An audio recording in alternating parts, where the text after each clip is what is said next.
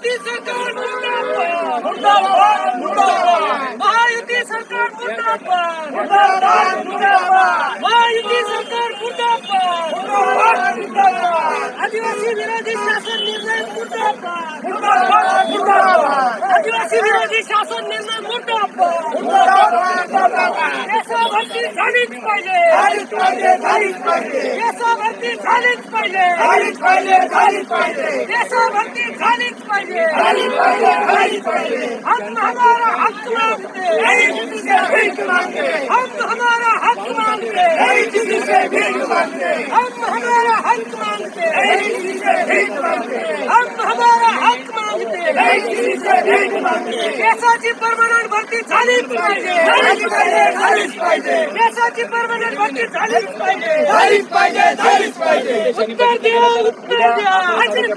उत्तर द्या। महाराष्ट्रातील तमाम आदिवासी बांधवांच्या वतीनं राज्य सरकारचा प्रथम मी जाहीर निषेध करतोय। खरं तर या सरकारनं जो काही जार काढलाय, अनेक दिवसापासून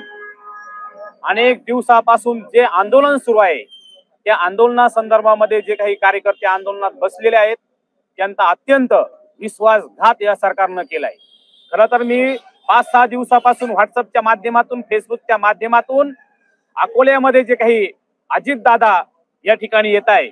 त्यांना मी सूचित करतोय। खरं तर मी तितका मोठा कार्यकर्ता नाही, परंतु ज्या आदिवासी समाजाच्या काही मागण्या या तालुक्यामध्ये त्या मागण्यांवर केंद्रित करण्यासाठी मी व्हॉट्सअपच्या माध्यमातून, फेसबुकच्या माध्यमातून नेहमी पोस्ट करीत असतो। आणि म्हणून मला सांगायचंय, येणारी संधी पुन्हा येणार नाही, म्हणून सर्व आदिवासी बांधवांच्या वतीनं उद्या मी स्वतः